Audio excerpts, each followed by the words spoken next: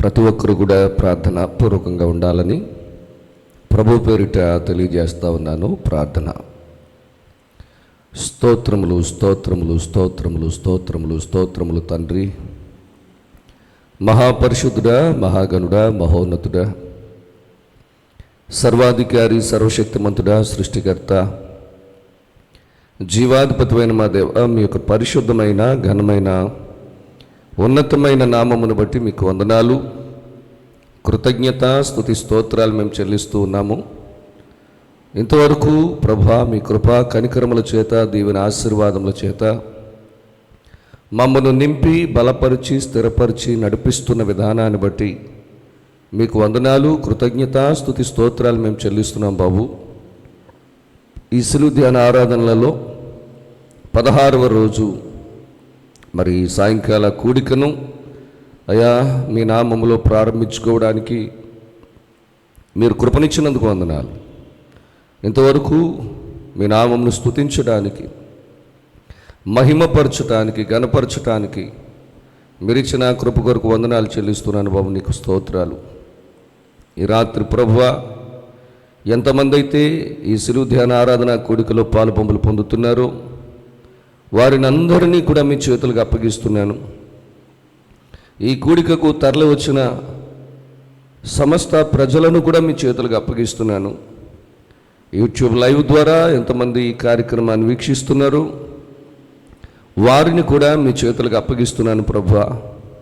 సమస్తాన్ని మీ చేతులకు అప్పగించి ఉండగా ఆత్మీయ స్థితిలో ప్రతి ఒక్కరిని కూడా బలపరచండి, స్థిరపరచండి.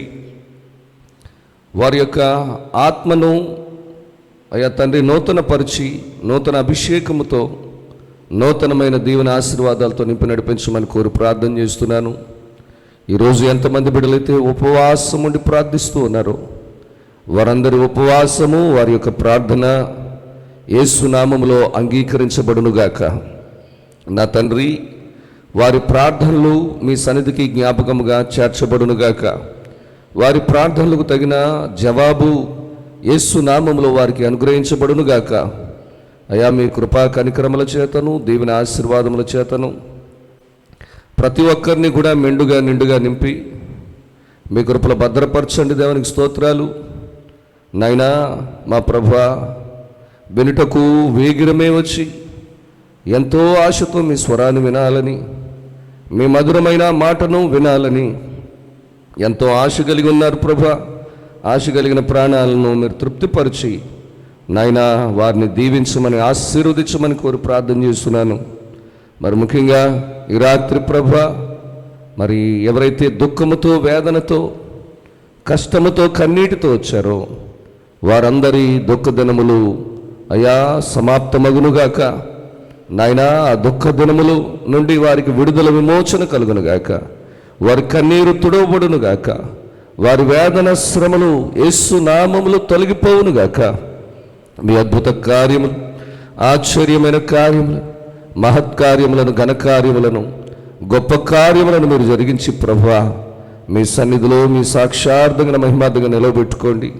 మీరు మాట్లాడుతూ ఉండగా ప్రతి ఒక్కరూ విని, గ్రహించి, అర్థం చేసుకుని మీలో ముందుకు సాగడానికి సహాయము దయచేయమని అయా ప్రభువా, ఈ యొక్క సిలువ ధ్యాన ఆరాధన కూడిక ద్వారా వచ్చేటటువంటి సమస్తమైన మహిమ, ఘనత, ప్రభావాలు మీరే పొందుకోమని రక్షకుడైన యేసుక్రీస్తు వారి పరిశుద్ధ నామములో మిక్కిలి వినయముగా బ్రతిమలాడి వేడుకొంచున్నాను పరమ తండ్రి. Amen, amen.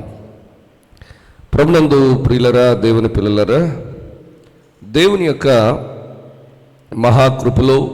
మహాకృపలో ఈ రాత్రి గడిచిన మరి దేవదేవుడు 15 దినాలు మనల్ని కాచి కాపాడి ఎంతో దీవెనకరంగా, ఆశీర్వాదకరంగా ఈ సిలువ ధ్యాన ఆరాధనలు జరగటానికి దేవుడు కృపనిచ్చారు. మళ్ళీ ఈరోజు 16వ రోజు, 16వ రాత్రి మరి మనమందరము కూడా ఈ విధంగా చేరి హృదయపూర్వకంగా దేవదేవుణ్ణి గణపరచటానికి కృపనిచ్చిన దేవునికి మరొకసారి స్తోత్రాలు చెల్లిందాం. హల్లెలూయా, హల్లెలూయా. ప్రియులారా, బైబిల్ గ్రంథము నుండి ప్రార్థనా జీవితాన్ని గురించి ప్రభువారు మనతో మాట్లాడుతున్న శ్రేష్టమైన సంగతులను గూర్చి మనం నేర్చుకుందాము.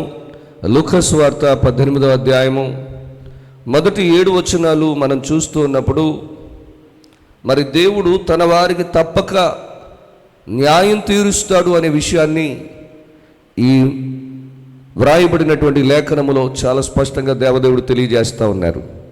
చూడండి, చదువుదాం. లూకా సువార్త 18వ అధ్యాయము మొదటి 7 వచనాలు చదువుకుందాం. వారు విసుగక నిత్యము ప్రార్థన చేయుచుండవలననుటకు ఆయన వారితో ఈ ఉపమానము చెప్పాను. దేవునికి భయపడకయు మనుషులను లక్ష్యపెట్టకయు నుండు ఒక న్యాయాధిపతి ఒక పట్టణములో ఉండెను. ఆ పట్టణములో ఒక విధవరాలుండెను.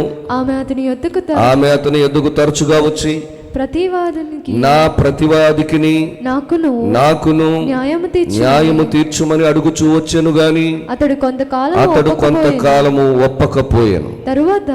తరువాత అతడు, నేను దేవునికి భయపడకయు మనుషులను లక్ష్యపెట్టకయు ఉండినను ఈ విధవరాలు నన్ను తొందర పెట్టుచున్నది గనుక ఆమె మాటి మాటికి వచ్చి గోజాడకుండునట్లు ఆమెకు న్యాయము తీర్తునని తనలో తాను అనుకొనెను. మరియు ప్రభు ఇట్లనెను, అన్యాయస్తుడైన ఆ న్యాయాధిపతి చెప్పిన మాట వినుడి. దేవుడు తాను ఏర్పరచుకొనిన వారు దివారాత్రులు ఆయనకు మొర్రపెట్టుకొనుచుండగా వారికి న్యాయము తీర్చడా? దేవునికి స్తోత్రం కలుగునుగాక. ఇక్కడ మనం చూస్తూ ఉంటే, దేవుడు తనను నమ్ముకున్న వారికి తప్పక న్యాయము తీర్చే దేవుడని, ఆయన తప్పకుండా న్యాయం తీరుస్తాడని చెప్పి ఈ లేఖన భాగంలో మనం చూస్తూ ఉన్నాం. ఒకటి, పట్టువిడు అని విధవరాలు కనబడుతుంది. 2, దేవుడు తనను మొరపెట్టుకునే వారికి, తన పక్షంగా ఉండేవారికి, తన మీద ఆధారపడే వారికి తప్పక న్యాయము తీరుస్తారు అనే విషయాన్ని ఇక్కడ తెలియజేస్తూ ఉన్నాడు. అలాగే ప్రార్థన చేయడం వల్ల, లేదా పదే పదే గోజాడడం వల్ల, అడగడం వల్ల ఒక అన్యాయస్తుడు కూడా న్యాయం చెయ్యాలి అనే మార్పు అతనిలో కలగటాన్ని మనం ఇక్కడ చూస్తూ ఉన్నాం. దేవునికి స్తోత్రం కలుగునుగాక. ఎందుకంటే దేవుని యొక్క ముఖ్య ఉద్దేశం ఏంటంటే, ప్రార్థన అంటే ఎవరు విసుక్కోకూడదు అని ప్రభు చెప్తున్నారు. అంటే చాలామంది విసుక్కుంటున్నారు అని అర్థం అన్నమాట అండి. విసుక్కుంటున్నారు కాబట్టి విసుక్కోవద్దని చెప్తున్నాడు ఆయన. మరి విసుగక నిత్యము ప్రార్థన చేయాలని మరి దేవుడు కోరుకునే ఈ ఉపమాన భావాన్ని అక్కడ తెలియజేస్తూ ఉన్నారు. ఎందుకంటే ప్రార్థన అనేటప్పటికి విసుగొచ్చేస్తుంది చాలామందికి. అసలు ప్రార్థనే మన ప్రశ్నలన్నిటికీ జవాబిచ్చేది. ప్రార్థనే మన సమస్యలన్నిటినీ పరిష్కరించేది. ప్రార్థనే కుదరని రోగములను కూడా నయము చేసేది. ప్రార్థన వల్లనే మరి సాధ్యము కానంటూ కార్యం ఏదీ కూడా లేదు. అసాధ్యమైనది ఏదీ లేదు. ప్రార్థన వలన అన్నీ సాధ్యమైనట్ట. దేవునికి స్తోత్రం కలుగునుగాక. హల్లెలూయా, హల్లెలూయా. అందుకని ఒక చక్కని పాట వ్రాయబడింది. ప్రార్థన వల్లనే పయనము, ప్రార్థనే ప్రాధాన్యము అని చెప్పి చక్కని పాట మరి వ్రాయడం జరిగింది. ఆ పాటను పాడుతుంటే చాలా సంతోషం అనిపిస్తుంది. మనం పాట అయితే పాడుతాం, కానీ ఆ పాటలో ఉన్న భావాన్ని మనం ఏమాత్రం కూడా అర్థం చేసుకోము. పాట అయితే పాడుతాం, ఎందుకని? పాట బాగుంది కాబట్టి పాడుకుంటాం. అందరూ పాడుతున్నారు కాబట్టి పాడుతారు. నిజానికి ఆ పాటలో ఉన్న ఆ భావం ఏంటి? ఆ పాటలో ఉన్న దేవుని యొక్క ఉద్దేశం ఏంటి?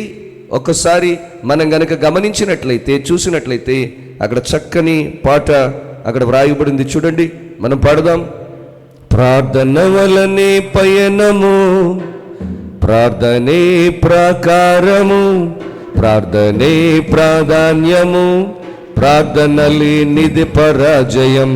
ప్రార్థన వలనే పయనము, ప్రార్థనే ప్రాకారము, ప్రార్థనే ప్రాధాన్యము, ప్రార్థన లేనిదే పరాజయం. ప్రభువా ప్రార్థన నేర్పయ్యా, ప్రార్థించకుండా నేనుండలేనయ్యా. ప్రభువా ప్రార్థన నేర్పయ్యా, ప్రార్థించకుండా నేనుండలేనయ్యా. నీ పాదాలు తడుపకుండా నా పయనం సాగదయా. నీ పాదాలు తడుపకుండా నా పయనం సాగదయా. నీ పాదాలు తడుపకుండా నా పయనం సాగదయా. నీ పాదాలు తడుపకుండా నా పయనం సాగదయా. ప్రార్థన వలనే పయనము, ప్రార్థనే ప్రాకారము, ప్రార్థనే ప్రాధాన్యము, ప్రార్థన లేనిది పరాజయం. ప్రార్థన వలనే పయనము, ప్రార్థనే ప్రాకారము, ప్రార్థనే ప్రాధాన్యము, ప్రార్థన లేనిది పరాజయం. ప్రార్థనలో నాటునది పెళ్ళగించుట అసాధ్యము, ప్రార్థనలో పోరాడునది పొందకపోవుట అసాధ్యము.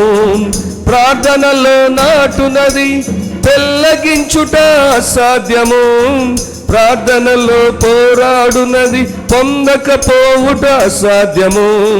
ప్రార్థనలో ప్రాకులాడినది పతనమవుట అసాధ్యము, ప్రార్థనలో ప్రాకులాడిన పతనమవుట అసాధ్యము. ప్రార్థనలో పదునైనది పని చేయకపోవుట అసాధ్యము, ప్రార్థనలో పని చేయకపోవుట అసాధ్యము. ప్రభువా ప్రార్థన నేర్పయ్యా, ప్రార్థించకుండా నేనుండలేనయ్యా. ప్రభువా ప్రార్థన నేర్పయ్యా, ప్రార్థించకుండా నేనుండలేనయ్యా. నీ పాదాలు తడుపకుండా నా పయనం సాగదయా. నీ పాదాలు తడుపకుండా నా పయనం సాగదయా. నీ పాదాలు తడుపకుండా నా పయనం సాగదయా. నీ పాదాలు తడుపకుండా నా పయనం సాగదయా.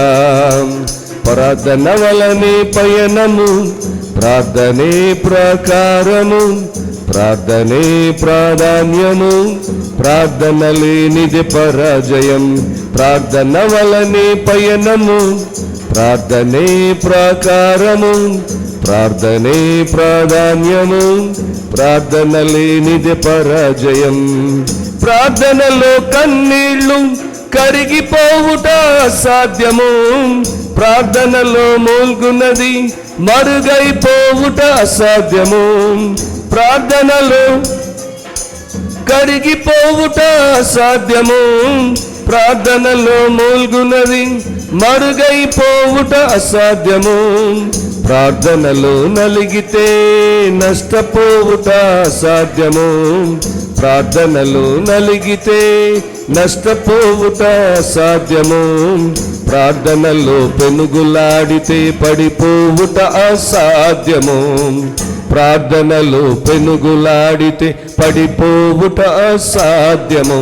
ప్రభువా ప్రార్థన నేర్పయ్యా, ప్రార్థించకుండా నేనుండలేనయ్యా. ప్రభువా ప్రార్థన నేర్పయ్యా, ప్రార్థించకుండా నేనుండలేనయ్యా. నీ పాదాలు తడుపకుండా నా పయనం సాగదయా. నీ పాదాలు తడుపకుండా నా పయనం సాగదయా. నా పయనం సాగదయా. నీ పాదాలు తడుపకుండా నా పయనం సాగదయా. ప్రార్థన వలనే పయనము, ప్రార్థనే ప్రాకారము, ప్రార్థనే ప్రాధాన్యము, ప్రార్థన లేనిది పరాజయం, ప్రార్థన వలనే పయనము, ప్రార్థనే ప్రకారము, ప్రార్థనే ప్రాధాన్యము, ప్రార్థన లేనిది పరాజయం. ప్రభువా ప్రార్థన నేర్పయ్యా, ప్రార్థించకుండా నేనుండలేనయ్యా. ప్రభువా ప్రార్థన నేర్పయ్యా, ప్రార్థించకుండా నేనుండలేనయ్యా. నీ పాదాలు తడుపకుండా నా పయనం సాగదయా, నీ పాదాలు తడుపకుండా నా పయనం సాగదయా, నీ పాదాలు తడుపకుండా నా పయనం సాగదయా, నీ పాదాలు తడుపకుండా నా పయనం సాగదయా. హల్లెలూయా. దేవునికే మహిమ కలుగునుగాక. ప్రార్థన ఎంత గొప్పదో ఈ పాట మనకు తెలియజేస్తుంది. ప్రార్థన వల్ల ఎటువంటి కార్యాలు జరుగుతాయో ఈ పాటను వ్రాసినటువంటి వారి ద్వారా దేవుడు శ్రేష్టమైన సంగతులను అక్కడ మనకు తెలియజేస్తూ ఉన్నాడు. ఇక్కడ దేవుని ఉద్దేశం కూడా అదే.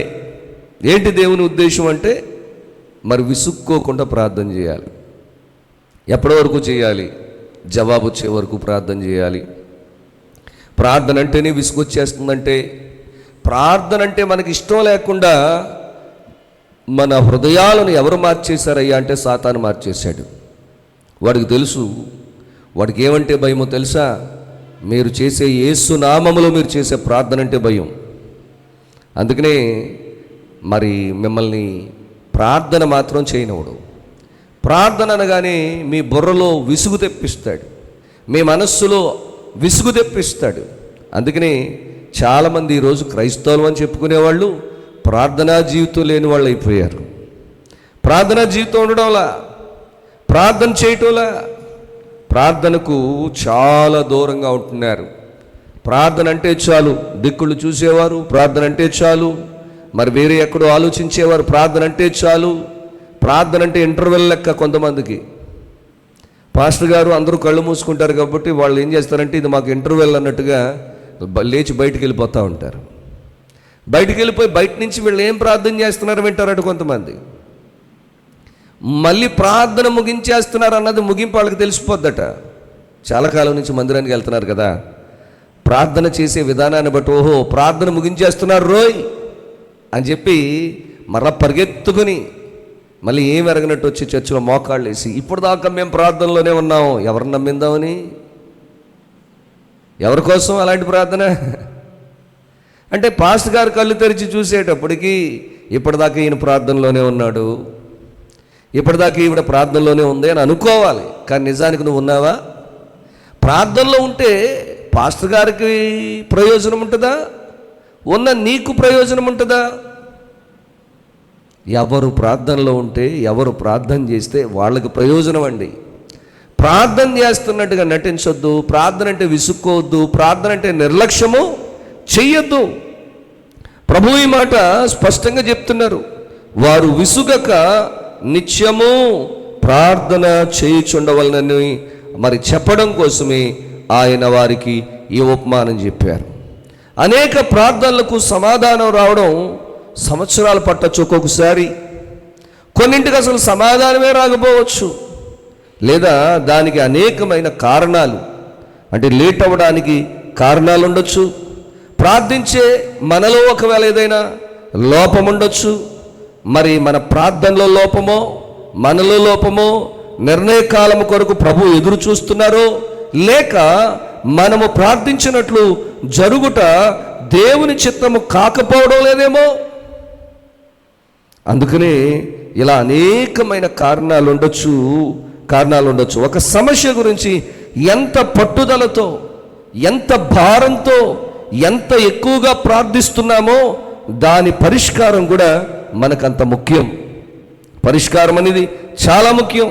అయితే మన ప్రార్థనకు సమాధానము ఆలస్యం అవుతున్నప్పుడు మనకు తెలియకుండానే కాస్తంత మనకి అపనమ్మకం అనేది రావడం మొదలవుతుంది. ఎప్పుడైతే అపనమ్మకం రావడం మొదలైందో దానికి తోడు విసుగు మొదలవుతుంది, విసుగు పుడుతుంది. తద్వారా మన ప్రార్థనలో ఉన్న పట్టు సడలిపోతుంది. అప్పుడు దాకా పట్టుదలగా ప్రార్థన చేస్తాం కదా, ఇక పట్టుదల తొలగిపోతుంది. ప్రార్థనలో మరి దేవునికే మరలా మనం రకరకాలుగా మాట్లాడుతూ ఉంటాం దేవునితో. ఏమన్నా తెలుసా, ప్రార్థించాల్సిన విషయం ప్రార్థించకుండా, ప్రభువా నేను ఎంత కాలము నుండి ప్రార్థిస్తున్నానో నీకు తెలుసు కదా. నువ్వు చేసేది ప్రార్థన, ప్రశ్నలా, ఇంటర్వ్యూనా? నీకు తెలుసు కదా, ఎంతకాలం నుంచి ప్రార్థన చేసినా నీకు తెలుసు కదా అంటూ విసుగును ప్రదర్శించేటటువంటి ప్రయత్నం చేస్తూ ఉంటాం. అలా విసుగు లేకుండా ప్రార్థించటం ఎలాగో ప్రభువు ఈ ఉపమానం ద్వారా మనకు బోధిస్తూ ఉన్నాడు. దేవునికి స్తోత్రం కలుగుగాక. హల్లెలూయా. ఇక్కడ జడ్జి గారు ఉన్నారు, న్యాయాధిపతి ఉన్నాడు. పేరుకు న్యాయాధిపతి, అతడు అన్యాయస్తుడట. అతనికి ఉన్న గుణగణాలేంటి? అన్యాయస్తుడు. పేరేమో, ఆయన జాబ్ ఏమో జడ్జి, న్యాయాధికారి.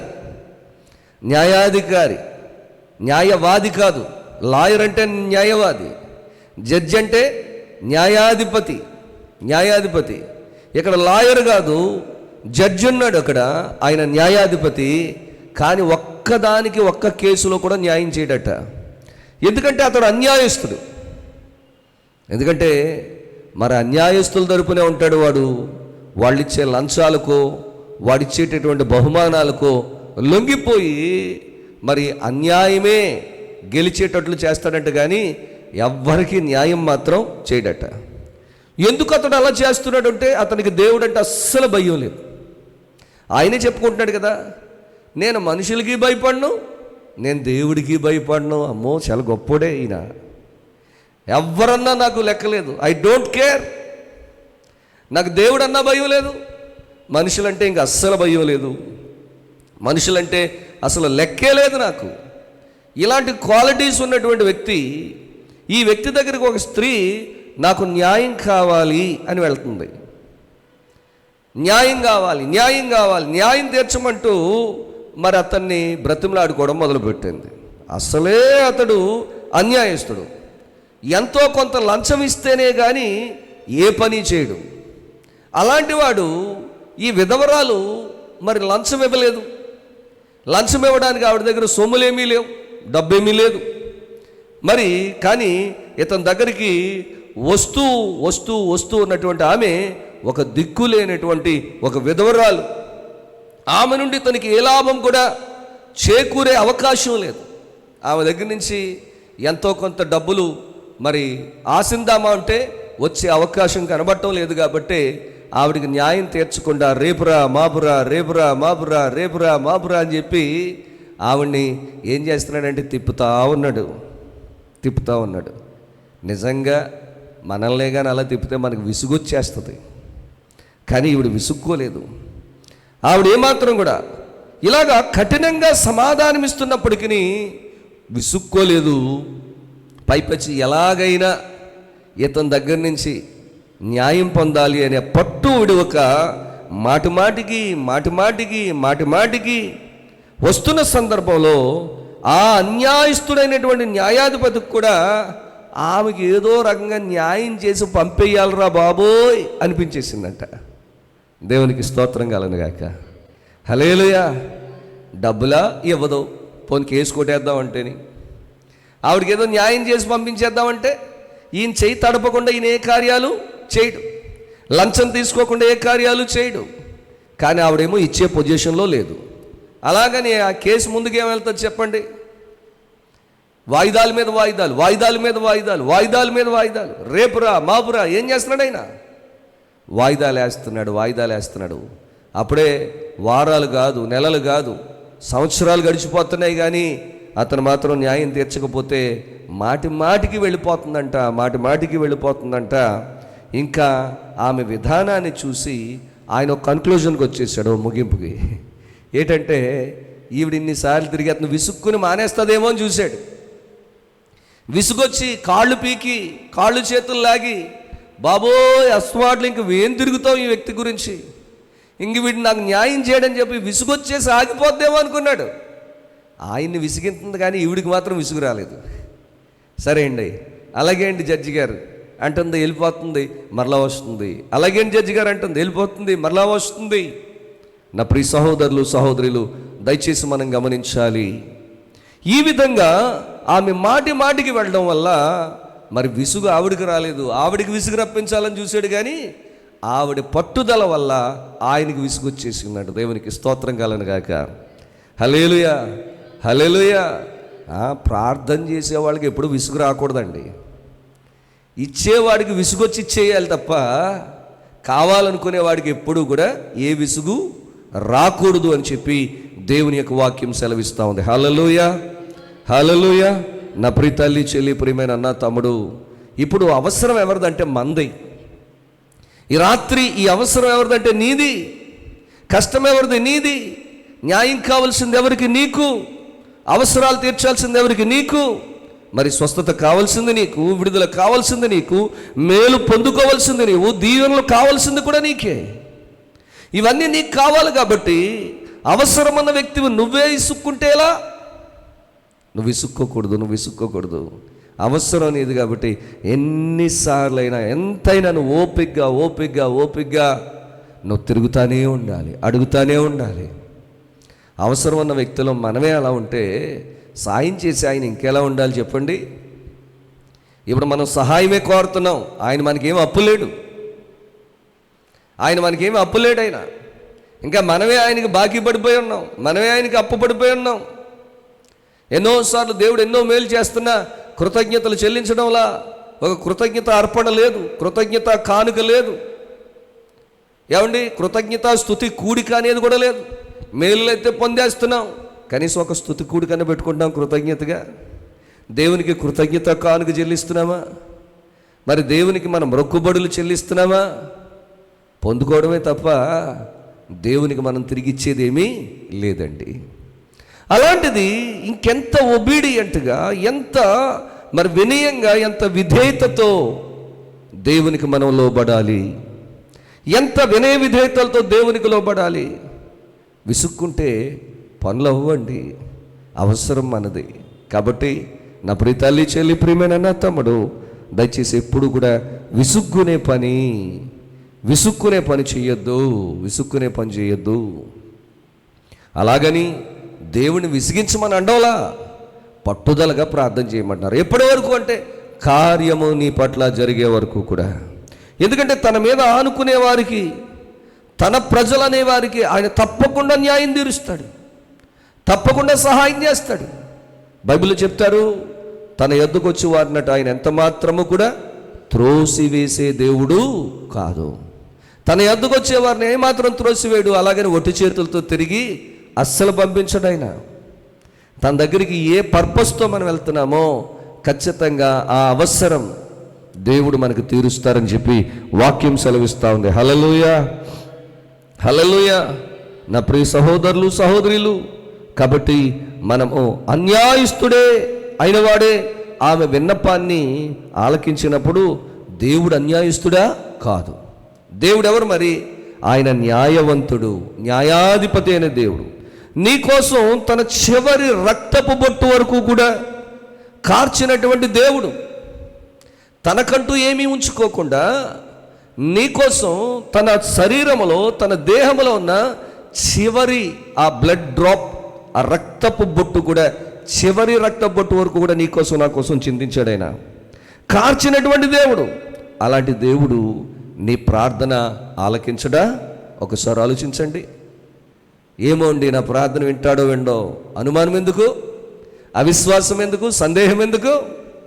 అడిగేవరట సందేహించకుండా అడగమంటున్నాడు, విశ్వాసంతో పొందుకున్నామని నమ్మి ప్రార్థన చేయమంటున్నాడు. అందుకని మరి దేవుడు చెప్పినట్టుగా ప్రార్థించేటటువంటి మనం దేని నిమిత్తం ప్రార్థిస్తున్నామో దానిని పొందుకునే వరకు ప్రార్థించాలి అని చెప్తా ఉన్నాడు. మనము కొద్ది రోజులు ప్రార్థించి విసుగుపోకూడదు. అలా విసుగుపోతున్నారు చాలామంది దినాల్లో.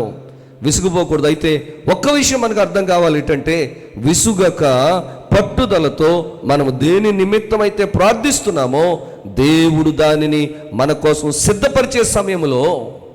సిద్ధపరుస్తున్న సమయంలో మనం విసిగిపోతే ఇక మన ప్రార్థనకు సమాధానం రాదు అనుకొని ప్రార్థించడం మానేస్తాము. అందుకని అనేక మంది ప్రార్థనలకు ప్రతిఫలాలు పొందుకోలేకపోతున్నారు. వారు ప్రతిఫలాలు వాళ్ళకి దొరకడం లేదు. యెహోవా కొరకు సహనముతో కనిపెట్టుకుని ఉంటిని, ఆయన నాకు చెవియొగ్గి నా మొర ఆలకించనంటాడు కీర్తనకారుడైన దావీదు. 40వ కీర్తన మొదటి చరణాన్ని చదువుదాం. చూడండి, 40వ కీర్తన మొదటి చరణం చదువుదాం. యెహోవా కొరకు నేను సహనముతో కనిపెట్టుకొంటిని, ఆయన నాకు చెవియొగ్గి నా మొర్ర ఆలకించును. దేవునికి స్తోత్రం కలుగుగాక. సహనం ఉండాలి. ఏముండాలట? సహనం, సహనం, సహనం, సహనం. దాన్నే విసుక్కోకుండా ఉండడం అంటారు. సహనం ఉంటే విసుగు రాదు, విసుగుంటే సహనం ఉండదు. నేను యెహోవా కొరకు సహనముతో కనిపెట్టుకొని ఉన్నాను, ఆయన నాకు చెవియొగ్గి ఖచ్చితంగా నా ప్రార్థన అయినా నా మొర్రను అయినా ఆలకిస్తారు, వింటారు.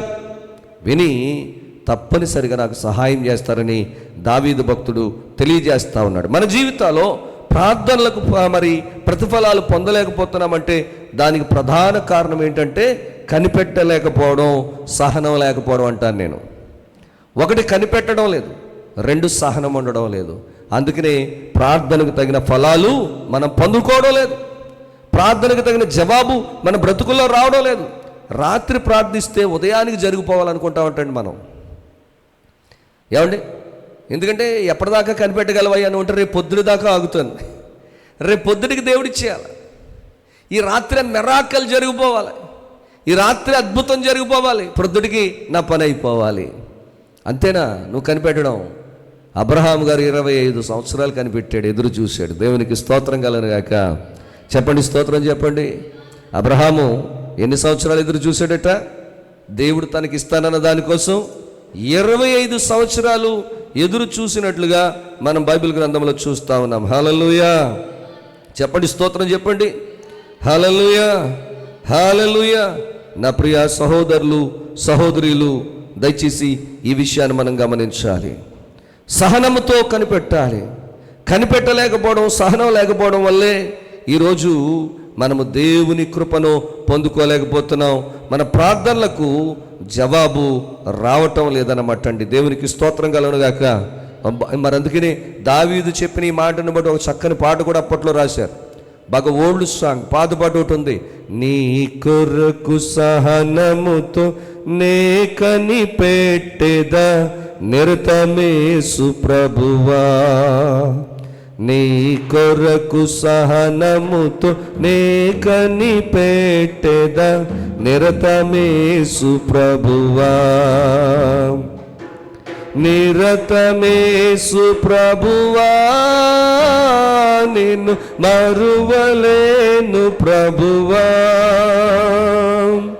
నిరతమేసు ప్రభువా, నిన్ను మరువలేను ప్రభువా, నీ కొరకు సహనముతో నే కనిపెట్టెదా నిరతమేసు ప్రభువా, నీ కొరకు సహనముతో నే కనిపెట్టెదా నిరతమేసు ప్రభువా.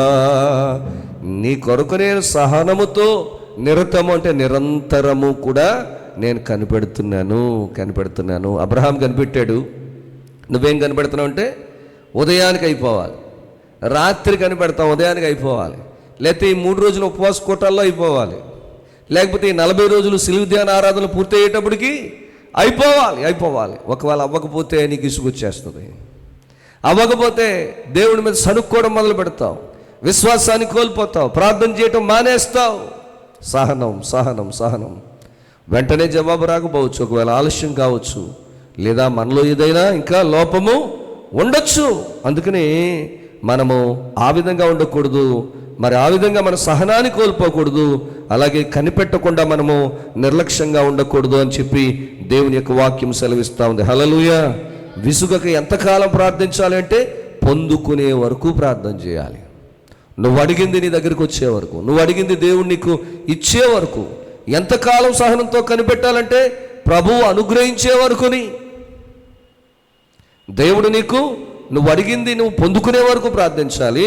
ఎంతవరకు సహనంతో కనిపెట్టాలంటే ప్రభువు నిన్ను కనుకరించే వరకు, అనుగ్రహించే వరకు కూడా నువ్వు సహనంతో కనిపెట్టాలి. సిలువలో మనం చూస్తున్నాము, సిలువలో దొంగకి ఇచ్చిన వాగ్దానం ఎప్పుడు జరిగిందయ్యా అంటే ఇచ్చిన రోజునే జరిగిపోయింది. సిలువలో దొంగకు ఇచ్చిన వాగ్దానం ఎప్పుడు నెరవేరింది? వెంటనే ఇచ్చిన రోజే నెరవేరిపోయింది. అబ్రహాముకి ఇచ్చిన వాగ్దానం నెరవేరడానికి 25 సంవత్సరాలు పట్టింది. చూడండి, దొంగకి అబ్రహాముకి ఏంటి వ్యత్యాసం? విశ్వాసంతో ఉన్న అబ్రహాముకి ఏమో 25 సంవత్సరాలు పట్టిందంట. లాస్ట్ మినిట్లో నమ్ముకున్నాడంటే ఎవరు? ఆ దొంగ. వాడు అడిగింది వెంటనే ఆ రోజే జరిగిపోయిందంట. దేవునికి స్తోత్రం కలను గాక. ఇక కాలేబుకి ఇచ్చినటువంటి వాగ్దానం నెరవేరడానికైతే 45 సంవత్సరాలు పట్టిందటండి. కాలేబు అనే వ్యక్తికి దేవుడిచ్చిన వాగ్దానం నెరవేర్చబడ్డానికి 45 సంవత్సరాలు పట్టిందంట. అందుకనే ప్రియులరా, దేవుని పిల్లరా, తగిన సమయమందు ఆయన మనకు తప్పనిసరిగా దేవదేవుడు మనకు అనుగ్రహిస్తాడు. అందుకనే పొందుకునే వరకు కూడా విసుగక పట్టుదలతో ప్రార్థన చెయ్యాలని చెప్పి దేవుని యొక్క వాక్యము సెలవిస్తూ ఉంది. హల్లెలూయా చెప్పండి, స్తోత్రం చెప్పండి, హల్లెలూయా. అందుకనే పూర్ణమైన పట్టుదలతో ప్రతి సమయంలో కూడా ప్రార్థన చేయాలంటాడు. ఎఫెసీయులకు రాసిన పత్రికలో, ఎఫెసీయులకు రాసిన పత్రిక 6వ అధ్యాయము 18వ వాక్యాన్ని చూద్దాం. చూడండి, ఎఫెసీయులకు రాసిన పత్రిక 6వ అధ్యాయము 18వ వచనంలో చూస్తే, ఆత్మ వలన ప్రతి సమయమునందును ప్రతి విధమైన ప్రార్థనను విజ్ఞాపనను చేయుచు ఆ విషయమై సమస్త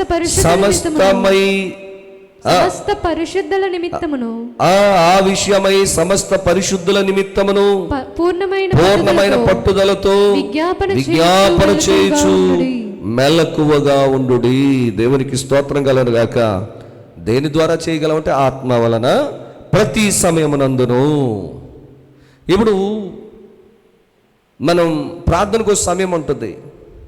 ఆవిడ ఎంచక్క ఆ టైంలో మనం మోకరించి దేవుని మందిరంలోకి వెళ్ళే ఇంటి దగ్గర మన గదిలో ఉండి మోకరించి ప్రార్థన చేస్తాం. అలా కాకుండా డ్యూటీకి వెళ్ళాం, జాబ్కి వెళ్ళాం, కాలేజీకి వెళ్ళాం, బిజినెస్కి వెళ్ళాం, ఎక్కడో ఉన్నాం ఏదో పనిలో. అప్పుడు మనం పని చేసుకుంటూ మనం చేసుకోవచ్చు. మన శరీరం ఏమో పని చేసుకుంటుంది, ఆత్మ ఏమో ఏం చేయొచ్చు? ప్రార్థన చేయొచ్చు. దేవునికి స్తోత్రం కలను గాక. ఆత్మ వలన ప్రతి సమయమునందును ప్రతి విధమైన ప్రార్థనను విజ్ఞాపన కూడా చేయొచ్చు. ప్రార్థన విజ్ఞాపన అంటే మన మైండ్ సెట్, మన ఆలోచనలు చూడండి ఇక్కడే ఉన్నా ఎక్కడెక్కడో ఆలోచించుకుంటూ ఉంటుంది.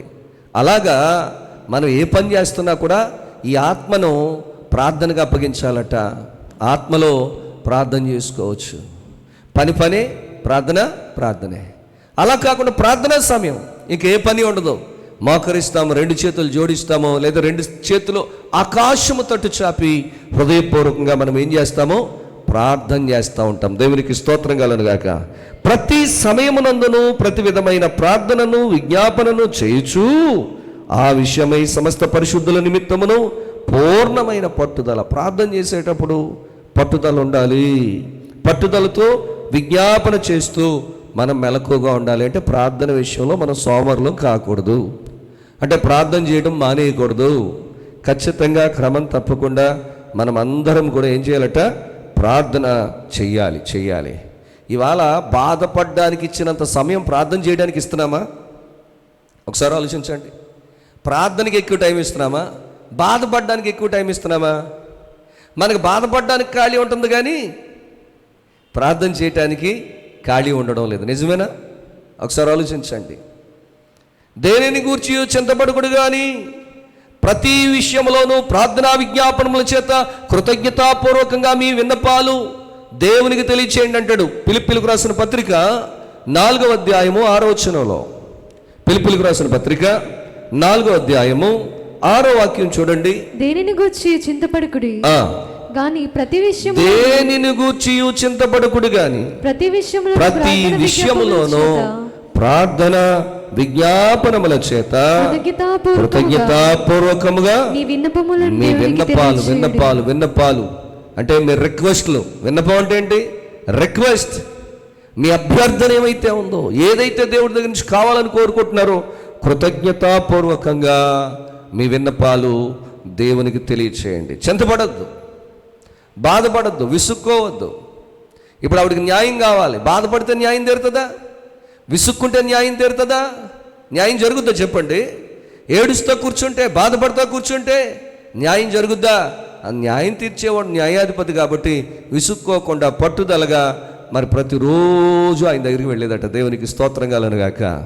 అలాగే నేనంటాను, ఇవాళ బాధపడడానికి ఇచ్చిన సమయం, ఏడుస్తూ కూర్చోవడానికి ఇచ్చిన సమయం, దుఃఖపడడానికి నువ్వు ఇచ్చిన సమయాన్ని ప్రార్థనకి ఇస్తే నీ సమస్యలు ఎప్పుడో తీరిపోయేవి, నీ కష్టాలు ఎప్పుడో తీరిపోయేవి, నీ బాధలు, నీ ఇబ్బందులు ఎప్పుడో తీరిపోయి ఉండేవి.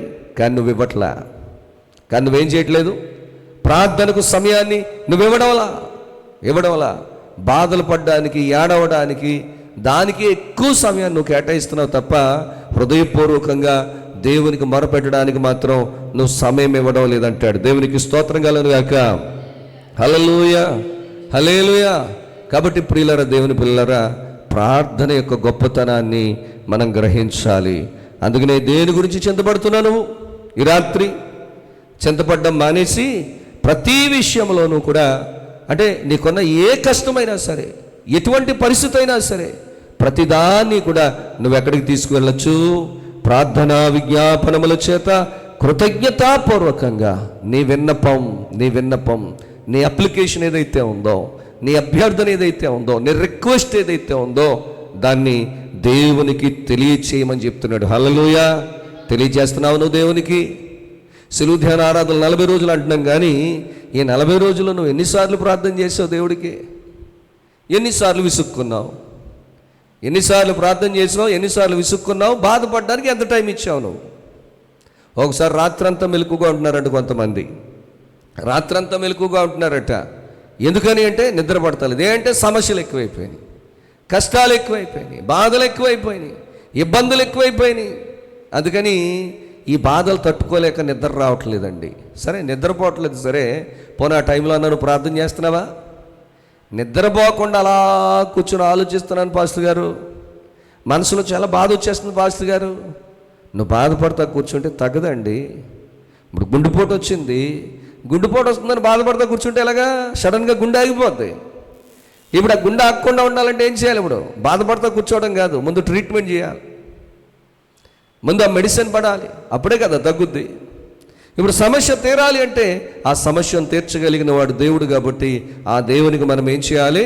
మొర్ర పెట్టాలి, ప్రార్థన చేయాలి. కృతజ్ఞతాపూర్వకంగా మీ విన్నపాలు దేవునికి తెలియచేయండి అంటున్నాడు అక్కడ. దేవునికి స్తోత్రం కలుగుగాక. హల్లెలూయా, హల్లెలూయా. మరో మాట చూద్దాం. రోమపత్రిక 12వ అధ్యాయము 12వ వచనంలో కూడా ఈ మాట తెలియజేస్తా ఉన్నాడు. రోమపత్రిక 12వ అధ్యాయము 12వ వచనం కూడా చదువుదాం, చూడండి. నిరీక్షణ గలవారై సంతోషించుచు శ్రమయందు ఓర్పు గలవారై ప్రార్థనయందు పట్టుదల కలిగి ఉండుడి. శ్రమ వచ్చినప్పుడు ఓర్చుకోవాలి, ప్రార్థనలో పట్టుదల ఉండాలి, శ్రమలో ఓర్పు ఉండాలి. ఏమండి? నిరీక్షణ గలవారమై. ఎందుకు? దేవుడు చేస్తాడు, దేవుడు ఖచ్చితంగా నా అవసరం తీరుస్తాడు, దేవుడు ఖచ్చితంగా నా బాధలోంచి నన్ను విడిపిస్తారు, ఆయన ఉన్నాడు కాబట్టి నేను భయపడవలసిన పని లేదు. ఈ శ్రమ వచ్చింది, ఓర్చుకుంటూ దాన్ని తీర్చగలిగిన దేవునికట ప్రార్థన ఎలా చేయాలి? పట్టుదలగా చేయాలి, పట్టుదలగా చేయాలి. చేస్తున్నారు ప్రార్థన? నా ప్రియ సహోదరులు సహోదరులు ఎంతమంది మరి ప్రార్థించే తల్లులుగా, ప్రార్థించే తండ్రులుగా, ప్రార్థించేవారిగా ఉన్నారు? అందరం బాధపడుతున్నాం. బాధపడినోడు ఎవరు లేడు. బాధలు అనుభవించని వారు ఎవరు లేరు. ప్రతి ఒక్కరూ ఏదో ఒక బాధ, ఏదో ఒక శోధన, ఏదో ఒక శ్రమ అనుభవిస్తూనే ఉన్నారు. అలాగని నిత్యము బాధపడుతూ కూర్చుంటే బాధల్లో కొంచెం 1% కూడా తగ్గదండి. అదే నువ్వు ప్రార్థనలో కూర్చొని మోకరించి దేవునికి ప్రార్థన చేస్తే ఖచ్చితంగా నీ సమస్యలన్నిటికీ కూడా దేవుడు జవాబిస్తాడు. దేవునికి స్తోత్రం కలుగుగాక. అందుకనే పట్టుదలగా ప్రార్థన చేయండి అంటున్నాడు. నిరీక్షణ గలవారై సంతోషించుచు శ్రమయందు ఓర్పు గలవారై ప్రార్థనయందు పట్టుదల కలిగి ఉండండి, పట్టుదల కలిగి ఉండండి అని చెప్పి దేవుని యొక్క వాక్యం సెలవిస్తుంది. ఇంకొక ఆయన అంటాడు, పౌలు గారు దశలోనిక సంఘానికి రాస్తూ 5వ అధ్యాయం 17వ వచనం చాలా చిన్న మాట ఉంటుంది అక్కడ. ఎవరో తెలుసా? ఎడతెగక ప్రార్థన చేయుడి. అంతే. ఏం చెప్తున్నాడు ఇక్కడ? దెసలోనికీయులకు రాసిన మొదటి పత్రిక 5వ అధ్యాయము 17వ వచనంలో ఏం రాయబడింది? చదవండి. ఎడతెగక ప్రార్థన చేయండి. ఎడతెగక అంటే స్టాప్ చేయొద్దు, కంటిన్యూగా ప్రతిరోజు ప్రార్థన చేయండి. దేవుడు చెప్పేది ఇదే, ప్రార్థన ప్రార్థన ప్రార్థన. ఇంక మనకి ప్రార్థన ప్రార్థన అంటే చాలు విసుగొచ్చేస్తుంది చాలామందికి. జవాబు రావాలా వద్దా? దేవుడి కార్యం జరిగించాలా వద్దా? ఆ మేలు నువ్వు పొందుకోవాలా వద్దా?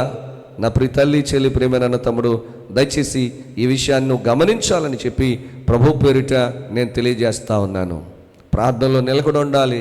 ప్రార్థనలో నిలకడలేకపోతే చాలా కష్టం. దీని గురించి కొలసీలకు రాసిన పత్రికలో కూడా ఇదే మాట చెప్తాడు. 4వ అధ్యాయం 2వ వచనంలో, కొలసీలకు రాసిన పత్రిక 4వ అధ్యాయం 2వ వచనంలో కూడా ఏమంటున్నాడు? ప్రార్థన యందు నిలకడగా ఉండుడి, కృతజ్ఞత గలవారై. ప్రార్థన యందు నిలకడగా ఉండి కృతజ్ఞత గలవారై దాని యందు మెలకువ. మర్చిపోకూడదు. మెలకువ అంటే మర్చిపోకూడదు, నిద్రపోకూడదు అని కాదు అక్కడ. మెలకువ అంటే మర్చిపోకూడదు. ఇవాళ ప్రొద్దున ప్రార్థన చేసావా? మధ్యాహ్నం ప్రార్థన చేసావా? సాయంత్రం ప్రార్థన చేసావా? పండుకునే ముందు ప్రార్థన చేసావా? ఏదైనా తినే ముందు ప్రార్థన చేస్తున్నావా? ఎక్కడికన్నా బయటికి వెళ్ళేటప్పుడు ప్రార్థన చేస్తున్నావా? నీ పని ప్రారంభించేటప్పుడు ప్రార్థన చేస్తున్నావా? చదువుకోవడానికి ముందు ప్రార్థన చేస్తున్నావా? పని పాటలు చేయడానికి ముందు నువ్వు ప్రార్థన చేస్తున్నావా? మెలకువ అంటే మర్చిపోవద్దు. ప్రతిదానికి కూడా ప్రార్థనతోనే ప్రారంభించాలి. అది ఉద్యోగమైన, వ్యాపారమైన, వ్యవసాయమైన, అవి పనిపాట్లైనా, అది చదువైనా, పదవైనా, ఏదైనా సరే ప్రార్థన ఉండాలి. అందుకనే మరి మెలకువగా ఉండండి అంటే మర్చిపోకుండా ఉండండి. ప్రార్థన ఎప్పుడు మర్చిపోవద్దు. ప్రార్థన అనేది మర్చిపోతే నీకు సమస్యకు పరిష్కారం రాదు అని చెప్పి దేవుని యొక్క వాక్యము సెలవిస్తూ ఉంది. దేవునికే మహిమ కలుగును గాక. హల్లెలూయా, హల్లెలూయా. చెప్పండి, స్తోత్రం చెప్పండి. హల్లెలూయా.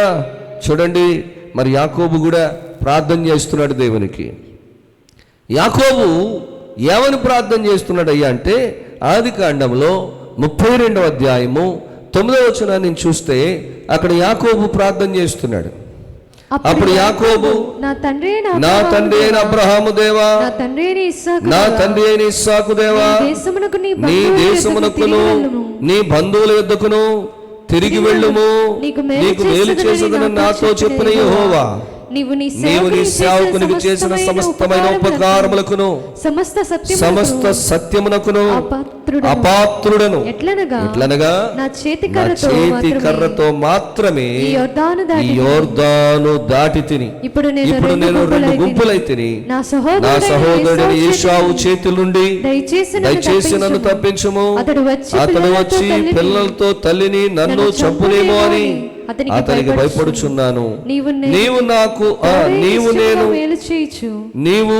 నేను నీకు తోడై నిశ్చయముగా మేలు చేయుచు విస్తారమగుట వలన లెక్కింపలేని సముద్రపు ఇసుక వలె నీ సంతానమును విస్తరింపజేయుదునని సెలవిచ్చితివే అన్నాడట. దేవునికి స్తోత్రం కలుగును గాక.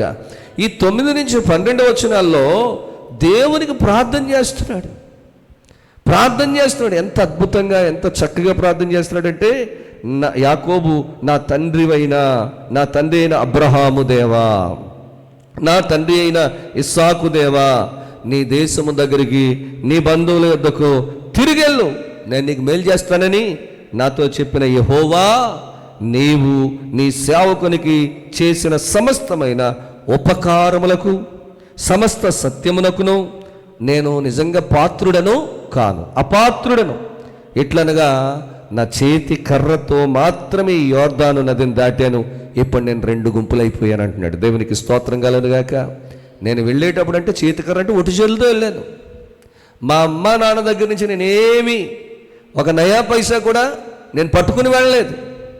కానీ ఈరోజు 2 గుంపులయ్యానంటే ఎంత ఆస్తి కలిగిందో, ఎంతమందిని సంపాదించుకున్నానో, ఎన్ని పశువులు సంపాదించుకున్నానో, ఎంత ధనాన్ని సంపాదించుకున్నానో, ఇవన్నీ నాకు నువ్విచ్చినవే ప్రభువా. దేవునికి స్తోత్రం కలుగుగాక. కానీ మా అన్నయ్య అంటే భయం వేస్తుంది నాకు. ఏం చేస్తాడేటో, చంపేస్తాడేమో నా భార్యని, నా పిల్లల్ని, నన్ను కూడా చంపేస్తాడేమో అని భయపడుతున్నాను. కానీ నువ్వు అన్నావు కదా, నేను నీకు తోడై నిశ్చయముగా మేలు చేయుదునని నువ్వు చెప్పావు కాబట్టి నీ మాట మీద నమ్మకంతో నేను వెళ్తున్నాను ప్రభువా, నాకు సహాయం చేయి. దేవునికి స్తోత్రం చెప్దాం అందరూ కూడా. హల్లెలూయా. నా ప్రియ సహోదరులు సహోదరులు, దయచేసి ఈ విషయాన్ని మనం గమనించాలి. చాలా చక్కగా చెప్తున్నాడు, ఎంత బాగా ప్రార్థన చేస్తున్నాడు. అందరినీ పంపించేసి ఒంటరిగా ఉండి ప్రార్థన చేస్తున్నాడట, దేవునికి మొరపెడుతున్నాడట. ప్రార్థన ఎంత ముఖ్యమైందో ఎవరికి తెలుసు? యాకోబుకి తెలుసు. మరి ప్రార్థన ఎంత విలువైందో ఇన్ని సంవత్సరాలుగా దేవుని మందిరానికి వెళ్తున్న మీలో ఎంతమందికి తెలుసు? ఫస్ట్లో చేసే ప్రార్థన, చర్చికి వెళ్ళే కొత్తలో చేసే ప్రార్థన రాను రాను ప్రార్థన తగ్గుతుందే తప్ప పెరగట్లే.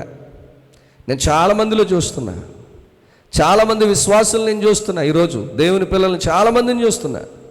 ఫస్ట్లో వాళ్ళన్న ప్రార్థనా జీవితం రాను రాను వారి జీవితంలో వారు కలుగున్న ప్రార్థనా జీవితానికి అసలు సంబంధమే ఉండడంలా. ఎక్కడో కొంతమంది ఆత్మీయంగా ఎదుగుతున్నారు తప్ప మిగిలిన వాళ్ళు విసుక్కునే స్టేజ్కి వచ్చేస్తున్నారు, సనుక్కునే స్టేజ్కి వచ్చేస్తున్నారు. ప్రార్థన అంటే పట్టుదల లేదు, ప్రార్థన అంటే ఒక ఆసక్తి లేదు. ఇప్పుడు సమస్యలు ఉన్నాయి, కష్టాలు ఉన్నాయి, అవసరం మంది. ఏం చేయాలి అప్పుడు? విసుక్కోకుండా విశ్వాసంతో పట్టుదలగా మనం ఖచ్చితంగా ఏం చేయాలట? దేవునికి ప్రార్థన చేయాలి. దేవునికి స్తోత్రం కలుగును గాక. ఇక్కడ మరి ఈ యొక్క యాకోబు గారు అంత చక్కగా ప్రార్థన చేస్తూ ఉన్నాడు. దేవునికి స్తోత్రం కలుగును గాక. చెప్పండి, స్తోత్రం చెప్పండి. హల్లెలూయా. ఎందుకంటే దేవుడు ప్రార్థన ఆలకించేవాడు. హల్లెలూయా. 65వ కీర్తనలో 2వ చరణంలో చెప్తాడు. 65వ కీర్తన 2వ చరణం చూడండి. ప్రార్థన ఆలకించువాడా, సర్వ శరీరులు ప్రార్థన ఆలకించువాడా, సర్వ శరీరులు నీ యొద్దకు వచ్చెదరు. ఎందుకంటే ఆయన ఎవరయ్యా అంటే ఆయన ప్రార్థన ఆలకించేవాడు. దేవునికి స్తోత్రం కలుగును గాక. హల్లెలూయా, హల్లెలూయా. ఖచ్చితంగా ఎవరు ప్రార్థన చేసినా కానీ ఖచ్చితంగా ఆయన ప్రార్థన వింటారు. హల్లెలూయా, హల్లెలూయా. మరి ఒక చక్కని పాట ఉంది. ప్రార్థన వినిడి పావనుడా, ప్రార్థన మాకు నేర్పుమయ్యా. ప్రార్థన వినిడి పావనుడా, ప్రార్థన మాకు నేర్పుమయ్యా. శ్రేష్టమైన భావము గూర్చి శిష్య బృందముకు నేర్పితివి. శ్రేష్టమైన భావము గూర్చి శిష్య బృందముకు నేర్పితివి. పరముడ నిన్ను ప్రణుతించెద ప్రియముగ, పరలోక ప్రార్థన నేర్పుమయా.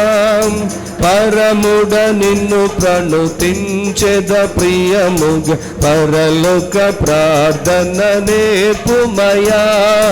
ప్రార్థన వినిడి పావనుడా, ప్రార్థన మాకు నేర్పుమయా.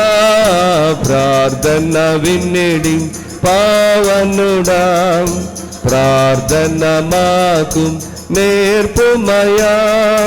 పరమదేవుడావని తెలిసి కరములెత్తి జంటగా మోక్షి. పరమదేవుడావని తెలిసి కరములెత్తి జంటగా మోక్షి. శిరమును వంచి సరిగను వేడిన సుంకరి ప్రార్థన నేర్పుమయా. శిరమును వంచి సరిగను వేడిన సుంకరి ప్రార్థన నేర్పుమయా. ప్రార్థన వినిడి పావనుడా, ప్రార్థన మాకు నేర్పుమయా. ప్రార్థన వినిడి పావనుడా, ప్రార్థన మాకు నేర్పుమయా.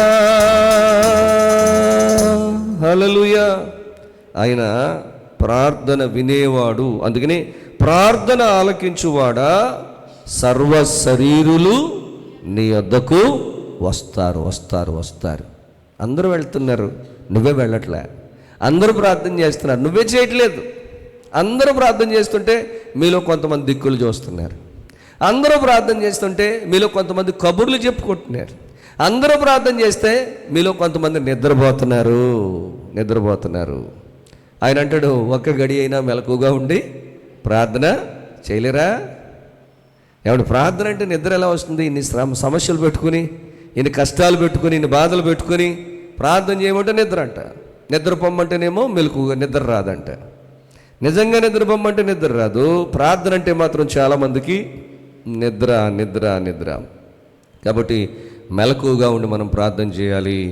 సర్వ శరీరులు కూడా ఈరోజు ఎంతోమంది ఆ ప్రభు దగ్గరికి వెళ్ళి ప్రార్థన చేయటం ద్వారా, మొర్ర పెట్టడం ద్వారా, విజ్ఞాపన చేయడం ద్వారా, ఎదురు చూడడం ద్వారా, ప్రియులరా పట్టుదల కలిగి ప్రార్థన చేయడం ద్వారా అనేకమైన మేలులు పొందుకుంటున్నారు. మరి నీ సంగతి ఏంటి నా ప్రియ తల్లి, చెల్లి, ప్రేమైన తమ్ముడు? నువ్వు పొందుకుంటున్నావా? విసుక్కుంటున్నావా? నువ్వు పొందుకుంటున్నావా? ప్రార్థన చేసి పొందుకుంటున్నావా? లేకపోతే ప్రార్థనను కానీ విసుక్కుంటున్నావా? దయచేసి గమనించాలని ప్రభు పేరుడు తెలియజేస్తున్నాను. ఒక అన్యాయస్తుడైనటువంటి న్యాయాధిపతి, ఆయనకి చిరాకు వచ్చేసి, ఎందుకంటే ఇంకే డబ్బులు ఇవ్వదు ఈవిడి, అలాగని నన్ను వదలదు. నాకు లంచం ఇవ్వదు, అలాగని నన్ను వదలదు. ఏదో ఒకటి చేసేదాకా వదలదని చెప్పి ఇంక ఈవిడ గొడవ వదిలించేసుకోవాలని చెప్పి వెంటనే ఆయన ఏం చేశాడట? ఆవిడికి న్యాయం చేసి పంపించేశాడట. దేవునికి స్తోత్రం కలుగును గాక. చెప్దాం, స్తోత్రం చెప్దాం. హల్లెలూయా, హల్లెలూయా. అక్కడైతే పేరుకి జడ్జి, న్యాయాధిపతి, కానీ అన్నీ అన్యాయమే చేస్తాడు. మరి మన దేవుడో ఆయన న్యాయాధిపతి. ఆయన అస్సలు అన్యాయస్తుడు కాదు. దేవుడు అన్యాయము చేసేవాడు కాదు. ఆయన న్యాయాధిపతి అనే దేవుడు కాబట్టి మరి ఆయన చేయటం మానేస్తారా? ఒక అన్యాయస్తుడే న్యాయం చేయగలిగింది, న్యాయాధిపతి అనే దేవుడు నీకు న్యాయం చేయడా? అందుకనే నువ్వు అడిగింది ఇవ్వడా? నీకు సహాయం చేయడా? నీ కష్టంలో నుంచి నిన్ను విడిపించరా? నీ బాధల్లో నుంచి, నీ శ్రమల్లో నుంచి నిన్ను తప్పించరా? దయచేసి ఒకసారి ఆలోచించండి. కాబట్టి నా ప్రియమైన సహోదరి సహోదరులారా, అందుకనే ఆ ఉపమానం చెప్తున్నారు ప్రభు. ఆ ఉపమానం చెప్పిందే అందుకు, ఎందుకంటే తగిన సమయమందు ఆయన తప్పక నీ మొర ఆలకించి నీకు సహాయం చేస్తారు. పొందుకునే వరకు కూడా విసుగక పట్టుదలతో ప్రార్థన చేయాలి. అది ఎప్పుడు సాధ్యమంటే దేవుడు ఏర్పరచుకునే వారిలో నేనున్నాననే గ్రహింపులోనికి వచ్చి నా ప్రార్థనకు తప్పకుండా ప్రతిఫలం వస్తుందని ఎవరైతే ఎప్పుడైతే విశ్వసిస్తారో అప్పుడు తప్పనిసరిగా మరి విసుక్కోకుండా మరి పొందుకునే వరకు మనం ప్రార్థించగలుగుతామో. ఆ రీతిగా ప్రార్థించినప్పుడు ప్రభు అనుగ్రహించేటటువంటి నిత్యమైన ఆశీర్వాదాలు మనము పొందుకోగలుగుతామని చెప్పి దేవుని యొక్క వాక్యం సెలవిస్తూ ఉంది. దేవునికి స్తోత్రం కలుగును గాక. చెప్పండి, స్తోత్రం చెప్పండి. హల్లెలూయా, హల్లెలూయా. కాబట్టి నా ప్రియమైన వారులారా, దేవుని పిల్లలారా, ఇదిగో నేను మొరపెడుతున్నాను. ఇప్పుడు యోనా గారు చేప కడుపులో నుంచి మొరపెడుతున్నాడంట. మొరపెడుతున్నాడు. ఏమని మొరపెడుతున్నాడు చూడండి. యోనా గ్రంథం 2వ అధ్యాయం 7వ వచనంలో అంటాడు, కోపములో నుండి నా ప్రాణము నాలో మూర్ఛిల్లగా నేను యెహోవాను జ్ఞాపకము చేసుకొంటిని, నీ పరిశుద్ధాలయములోనికి నీ యొద్దకు నా మనవి వచ్చెను. ఎక్కడో పాతాళ కోపంలో నుంచి ప్రార్థన చేస్తుంటే పరిశుద్ధ ఆలయంలో ఉన్నటువంటి దేవుని దగ్గరికి ఈయన మనవి అంటే ఈయన చేసిన ప్రార్థన ఆయన దగ్గరికి వెళ్తుందంట. దేవునికి స్తోత్రం కలుగును గాక. నువ్వెక్కడుండి ప్రార్థన చేయి, ఏ స్థలంలో ఉండి ప్రార్థన చేయి, అడవిలో ఉండి ప్రార్థన చేయి, ఎక్కడో నీటి అడుగు భాగంలో ఉండి ప్రార్థన చేయి. నువ్వెక్కడుండి ప్రార్థన చేసినా నీ ప్రార్థన పరిశుద్ధ ఆలయంలో దేవుని దగ్గరికి వెళ్ళిపోద్దట. దేవునికి స్తోత్రం కలుగును గాక. అంటే ఖచ్చితంగా ఆయన పేరిట నువ్వు ఎవరి పేరు మీద అయితే ఉత్తరం రాస్తావో, ఎవరు అడ్రస్ రాస్తావో వాళ్ళకి వెళ్తుందో ఉత్తరం, పక్క వాళ్ళకి పట్టుకెళ్ళిస్తాడా? యేసు నామంలో మొదలుపెట్టి యేసు నామంలో ప్రార్థన ముగిస్తే ఆ ప్రార్థన ఎక్కడికి వెళ్తుంది? నువ్వు ఎవరికి చేసావు? యేసుకు చేసావు కాబట్టి ఆ లెటర్, ఆ ప్రేయర్ లెటర్, ఆ ప్రార్థనని, ఆ ఉత్తరం ఎవరి దగ్గరికి వెళ్తుందట? యేసు క్రీస్తు ప్రభు వారి దగ్గరికి వెళ్తుంది. దేవునికి స్తోత్రం కలుగును గాక. అందుకనే యోనా గారు పాతాళ ఆ కోపములో నుండి నా ప్రాణము నాలో మూర్ఛలగా నేను యెహోవాను జ్ఞాపకము చేసుకుంటుని, నీ పరిశుద్ధాలయములోనికి నీ యొద్దకు నా మనవి వచ్చాను. ఎంతమంది ఈరోజు ఈ రాత్రి మీ మనవి, మీ ప్రార్థన దేవుని సన్నిధికి చేరాలనుకుంటున్నారు? దేవుని సన్నిధికి చేరి దేవుని దగ్గర నుంచి జవాబు పొందుకోవాలనుకుంటున్నారు. మరి నీకు జవాబు కావాలా? నీ ప్రార్థనకు ప్రతిఫలం కావాలా? నీకు న్యాయం కావాలా? నీకు కీడుల నుంచి నువ్వు తప్పించబడాలా? నీ అవసరత తీర్చబడాలా? నీకున్న ఇరుకులు ఇబ్బందులు తొలగిపోవాలా? అయితే విసుక్కోవద్దండి. పట్టుదలగా మాత్రం నువ్వేం చేయాలి? ప్రార్థన చేయాలి. తన మీద ఆనుకునే వారికి తప్పక న్యాయం చేస్తాడు. ఎందుకంటే ఆయన న్యాయాధిపతి అయిన దేవుడు, న్యాయం చేసే దేవుడు, అన్యాయస్తుడు కాదు. ఆయన లంచాలు తీసుకునేవాడు కాదు, అన్యాయం చేసేవాడు కాదు, అక్రమం చేసేవాడు కాదు. అసలు అన్యాయం చేసేవారన్నా అక్రమం చేసేవారంటే ఆయనకు అస్సలు నచ్చదండి. ఆయనకు అస్సలు నచ్చదు. అందుకనే మనల్ని యథార్థంగా ఉండండి, యథార్థంగా ఉండండి, యథార్థంగా ఉండండి అని చెప్పి దేవదేవుడు ఎప్పుడు కూడా ఆయన మాట్లాడుతూనే ఉన్నారు. దేవునికి స్తోత్రం చెల్లిద్దాం. హల్లెలూయా. నా ప్రియ సహోదరులు సహోదరులు, కాబట్టి మరి దేవుని సన్నిధిలో మనము నిత్యము మొర్రపెట్టేవారిగా, నిత్యము ఆరాధించేవారిగా, నిత్యము ఘనపరిచేవారిగా, విసుగక నిత్యము కూడా ఆయనకు మనం విజ్ఞాపన చేసేవారిగా ఉండాలని చెప్పి దేవుని యొక్క వాక్యం సెలవిస్తూ ఉంది. దేవునికి స్తోత్రం కలుగునుగాక. హల్లెలూయా, హల్లెలూయా. మరి ఎలాగైతే యోనా గారు ప్రార్థన చేస్తే పరిశుద్ధాలయంలో ఆయన సన్నిధిగా ఆయన మనం వెళ్తుందో, అలాగే మనము కూడా ప్రార్థన చేస్తే తప్పనిసరిగా మన మొర, మన ప్రార్థన దేవుని సన్నిధిలో మరి జ్ఞాపకంగా వెళ్ళిపోతుందని చెప్పి వాక్యం సెలవిస్తుంది. కాబట్టి ఈ రాత్రి మనం ప్రార్థన చేద్దామా? హృదయపూర్వకంగా ప్రార్థన చేద్దామా? దేవుని సన్నిధిని మనం మొరపెడదామా? ఈ రాత్రి ఒక తీర్మానం చేసుకుందాం. ప్రభువా, నిజమే, నేను రాత్రికి ప్రార్థన చేసి పొద్దుటికి నాకు జవాబు రావాలని నేను అనుకుని రాలేదని విసిగిపోయి అయ్యా విశ్వాసాన్ని కోల్పోయి ప్రార్థనకి దూరం అయిపోతున్నానయ్యా. నిజమే, ప్రార్థన నేను చేయడం లేదు ప్రభువా, నన్ను క్షమించండి. పట్టుదలగా విశ్వాసంతో నేను ప్రార్థన చేస్తాను ప్రభువా. నీ కొరకు నేను అయ్యా, నీ యొక్క సహాయం కోసం నేను అయ్యా తండ్రి, నీ జవాబు కోసం నేను ఇదిగో తండ్రి. మరి ప్రభువా, మరి తండ్రి సిలువలో దొంగకు వెంటనే ఆ రోజే జవాబు వచ్చింది. మరి అబ్రహాముకి 25 సంవత్సరాలకు వచ్చింది. కాలేబుకు అయ్యా 48 సంవత్సరాలకు కానీ సమాధానం రాలేదయ్యా. నిజమే, ఏ సమయంలో ఎవరికి మీరు జవాబిస్తారో, కాలేబుకైతే 45 సంవత్సరాలకి పట్టింది ప్రభువా అతనికి మీరు ఇచ్చిన జవాబు. నా తండ్రి, మా ప్రభువా, మేము మా జీవితంలో అది జరిగే వరకు పొందుకునే వరకు మేము ప్రార్థన చేస్తామయ్యా. మీరు నా తండ్రి అనుగ్రహించే వరకు సహనంతో మేము కనిపెడతాం ప్రభువా అని చెప్పి హృదయపూర్వకంగా మనం తీర్మానం చేసుకుందాం. అలాగని చెప్పి ప్రార్థన చేద్దాం. దయచేసి అందరూ కూడా మోకరించి తలలు వంచి కండ్లు మూసుకొని హృదయపూర్వకంగా ప్రార్థనాపూర్వకంగా ఉండాలని చెప్పి ప్రభు పేరుడు తెలియచేస్తున్నాను. ప్రార్థన చేసుకుందాం. ప్రార్థన. హల్లెలూయా, హల్లెలూయా, హల్లెలూయా, హల్లెలూయా. వందనాలు ప్రభువా, స్తోత్రములు స్తుతి స్తోత్రములు ప్రభువా. పరిశుద్ధాత్మదేవ మీకే వందనాలు. జీవాధిపతిమైన మా తండ్రి మీకు స్తోత్రములు తండ్రి. హల్లెలూయా, హల్లెలూయా, హల్లెలూయా. యేసు రాజా మీకే వందనాలు. యేసు రాజా మీకే కృతజ్ఞతాస్తుతి స్తోత్రాలు చెల్లిస్తున్నాం తండ్రి. స్తోత్రములు. నిన్న నేడు నిరంతరము ఏకరీతిగా ఉన్న మా దేవా మీకు వందనాలు. పరిశుద్ధాత్మ దేవుడా మీకు కృతజ్ఞతాస్తుతులు చెల్లిస్తున్నాను. వందనాలు చెల్లిస్తున్నాం ప్రభా. మీకు స్తోత్రాలు ప్రభా.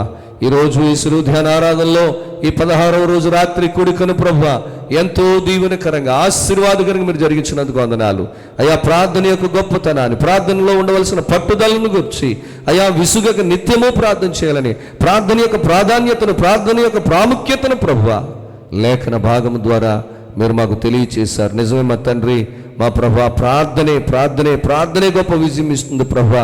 అలాంటి ప్రార్థనకు దూరం అయిపోయి ప్రభువా, మీ సన్నిధికి దూరం అయిపోయి ప్రభువా, జవాబు లేని వారిగా, సమాధానం లేని వారిగా, స్వస్థత లేని వారిగా, విడుదల లేని వారిగా అయ్యా, మేలు పొందుకోలేని వారిగా, దౌర్భాగ్యపు స్థితిలో అయ్యా, భయంకరమైనటువంటి వేదనకరమైన పరిస్థితుల్లో మాలో ఎంతో మంది కుమిలిపోతున్నారు, కృంగిపోతున్నారు తండ్రి. క్షమించండి నాన్న, మన్నించండి నాన్న, విడిపించండి నాయన. ప్రతి ఒక్కరిని దర్శించండి బాబు. నీకు స్తోత్రాలు తండ్రి. సహాయం చేయండి. ఎంతమంది అయితే ప్రభా ఈ రాత్రి మీకు మొరపెడుతున్నారు, ఈ రాత్రి మీకు విజ్ఞాపన చేస్తున్నారు, ప్రతి ఒక్కరిని పేరు పేరున జ్ఞాపకం చేసుకొని అయా ఆలస్యం కాకుండా మీ చిత్తానుసారంగా మీ ఏర్పాటు ప్రకారంగా తగిన సమయం ప్రకారంగా ప్రతి ఒక్కరికి ప్రార్థనకు యేసు నామములో జవాబు అనుగ్రహించబడునుగాక. ప్రతి ఒక్కరి ప్రార్థన పరిశుద్ధాలయంలో నీ యొద్దకు చేర్చబడునుగాక. అయా ప్రార్థనకు తగిన ప్రతిఫలము యేసు నామములో అనుగ్రహించబడునుగాక. తండ్రి మీకు వందనాలు. పరిశుద్ధాత్మదేవ మీకు ఈ కృతజ్ఞతాస్తుతులు చెల్లిస్తున్నాను తండ్రి. సహాయం చేయండి. పేరు పేరున మీ దీవెనలు దయచేయండి, పేరు పేరున మీ ఆశీర్వాదాలు దయచేయండి. ఆయన ఆత్మలో వర్ధల చేయండి, ఆత్మలో స్థిరపరచండి, ఆత్మలో బలపరచండి ప్రభువా. ఇదిగో తండ్రి, ఒక విధవరాలు అయా లంచం ఇవ్వలేదు అయా ఆ అధికారికి నాయన. ఇదిగో ప్రభువా, అతను కోరుకున్నటువంటి లంచం అయితే ఏ విధంగా ఇవ్వలేదు.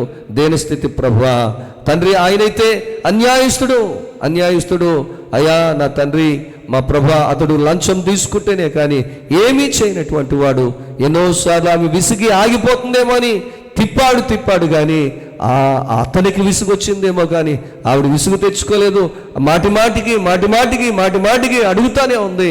అన్యాయస్తుడు హృదయం కూడా మారిపోయింది అయ్యా ఇంక ఏమి ఇవ్వకపోయినా కానీ ఈవిడికి ఏదో రకంగా న్యాయం చేసి పంపాలని చెప్పి అతని హృదయమే మారిపోయి వ్యక్తే మారిపోయి ఎప్పుడు తన జీవితంలో న్యాయం చేయనటువంటి ఒక వ్యక్తి, లంచం తీసుకోకుండా న్యాయం చేయనటువంటి ఒక వ్యక్తి అయ్యా మొదటిసారి ఆమె పదే విసుగగా నిత్యము గోజాడడం వల్ల, అడగడం వల్ల ఆ వ్యక్తిలో మార్పు వచ్చిందయ్యా. ఆ వ్యక్తి ఆమెకు న్యాయం చేసి పంపించాడయ్యా. నా తండ్రి మీకు స్తోత్రాలు. మరి మేము అనేక దినాలుగా మీ మందిరానికి వస్తున్నా ప్రభువా. అయ్యా మేము విసుక్కుంటున్నామే తప్ప మాలో పట్టుదల ఉండడం లేదు అయ్యా. ఇదిగో తండ్రి, మాలో నాయన నిరీక్షణ ఉండడం లేదు, సహనం ఉండడం లేదయ్యా ప్రభువా. ఇదిగో ఈ రాత్రి ప్రతి ఒక్కరికి సహనం దయచేయండి, నిరీక్షణ కలిగి ఎదురు చూడడానికి సహాయం చేయండి ప్రభువా. అపవాది శక్తులను బంధించండి, అంధకార శక్తులను దూరపరచండి ప్రభువా. ప్రతి ఒక్కరి హృదయవాంఛ తీర్చండి.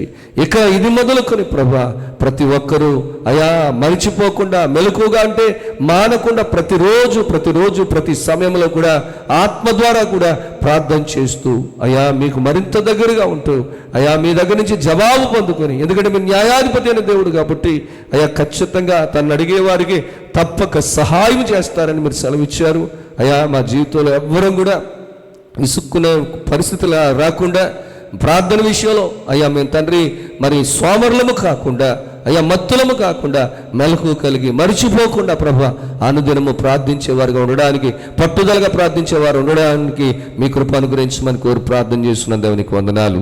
అన్ని విధాలుగా సహాయం చేయండి నాయన. ఈ రాత్రి ఎంతమంది అయితే మరి ఈ యొక్క యూట్యూబ్ లైవ్ ద్వారా కూడా ఎంతమంది వాక్యాన్ని వింటున్నారో, ఎంతమంది నేరుగా ప్రార్థనలో పాల్గొని అయా మీ సన్నిధిలో మరి మీ యొక్క వాక్యాన్ని వర్తమానాలు వింటున్నారో అందరూ యేసు నామములో ఆశీర్వదించబడుదురుగాక, అందరూ బలపరచబడుదురుగాక, అందరికీ క్షేమం కలుగునుగాక, అందరి అవసరాలు తీర్చబడునుగాక, అందరూ మీ పైన విశ్వాసముతో నిరీక్షణ కలిగి, ఓర్పు కలిగి, సహనం కలిగి నిత్యము ప్రార్థించేవారుగా ఉండడానికి మీ కృప అనుగ్రహించమని కోరి ప్రార్థన చేస్తున్నాను. దేవునికి వందనాలు. అన్ని విధాలుగా సహాయం చేయండి. బిడ్డలందరినీ కూడా పేరు పేరున దీవించండి. ఈ వర్తమానం అందరి హృదయాల్లో నాటింపచేయండి. ఈ వాక్యాన్ని మరలా నెమరు వేసుకుంటూ ప్రభా తండ్రి మీ వాక్యాన్ని జ్ఞాపకం చేసుకుంటూ ప్రభా ప్రార్థన గురించి మరి ఎక్కువగా ఆలోచన చేసి అయా నా జీవితంలో అసలు ప్రార్థన అనేది ఉందా లేదా, మరి ఒకప్పుడు మీ సన్నిధికి వచ్చిన మొదట్లో ఏ విధంగా ప్రార్థన చేసేవాడిని, ఏ విధంగా ప్రార్థన చేసేదాన్ని, ఇప్పుడు నేను ఏ విధంగా ప్రార్థనకు దూరం అయిపోయాను, ఎందుకు ప్రార్థనలో నేను బలహీనం అయిపోయాను, ఎందుకు నేను ప్రార్థన అంటే నిద్రపోతున్నాను, ఎందుకు నేను ప్రార్థన అంటే విసుగు నాకు వస్తుంది అనే ఆలోచన ప్రతి ఒక్కరికి దయచేయండి. అలాంటి పరిస్థితులు ఎవరైతే ఉన్నారో వారు ఇప్పుడు గుర్తు చేసుకుని ప్రభా తమ స్థితిని, ప్రస్తుత పరిస్థితిని వారు అర్థం చేసుకుని అయ్యా వారు చేసిన తప్పేంటో, అయ్యా వారు ఎందుకు ప్రార్థనకు దూరం అయిపోతున్నారో దాన్ని తెలుసుకుని దాన్ని సరిచేసుకుని ప్రభా మిమ్మల్ని వెంబడించడానికి, మీ వాక్యాన్ని వెంబడించడానికి, మీ సన్నిధిని వెంబడించడానికి, మీతో సహవాసం చేయటానికి అయ్యా మీకు నిత్యము విసుగక ప్రార్థన చేయటానికి మీ కృప అనుగ్రహించమని కోరి ప్రార్థన చేస్తున్నాను. దేవునికి వందనాలు. అన్ని విధాలుగా సహాయం చేయండి అయినా. బిడ్డలందరినీ ఆశీర్వదించండి. ప్రతి ఒక్కరికి మీ కృప, మీ క్షేమము బ్రతుకు దినములన్నిటా కూడా దయచేయండి ప్రభా. ప్రతి కుటుంబానికి నెమ్మదిని ప్రసాదించండి. ప్రతి వ్యక్తి జీవితంలో మరి సంతోషమును, సమాధానమును దయచేయండి ప్రభా. నెమ్మదిని కలిగి చేయండి ప్రభా. హృదయవాంఛను తీర్చండి, కన్నీటిని తొడవండి, దుఃఖముల నుంచి విడిపించండి, ఆనందమును, సంతోషమును, సమాధానమును దయచేసి మీ సన్నిధిలో మీ సాక్షార్థంగా నా మహిమార్థంగా నిలబెట్టుకోమని రక్షకుడైన యేసుక్రీస్తు వారి పరిశుద్ధ నామములో మిక్కిలి వినయముగా బ్రతుములాడి వేడుకొనుచున్నాను పరమ తండ్రి, ఆమేన్. మన తండ్రి అయిన యెహోవా యొక్కయు కుమారుడైన యేసుక్రీస్తు ప్రభువారి యొక్కయు పరిశుద్ధాత్మ యొక్క నామములో మీకందరికి నీ కృపా సమాధానములు కలుగునుగాక. మీ ఆత్మలకు రక్షణ కలుగునుగాక, మీ మనస్సులకు నెమ్మది కలుగునుగాక, మీ శరీరమునకు స్వస్థత కలుగునుగాక. దేవదేవుడు మిమ్ములను మీ కుటుంబ సభ్యులను బలపరిచి ప్రభు యొక్క రెండవ రాకకు అనంత జీవమునకు దేవుడు మిమ్ములను సిద్ధపరచునుగాక. ఆమేన్, ఆమేన్, ఆమేన్.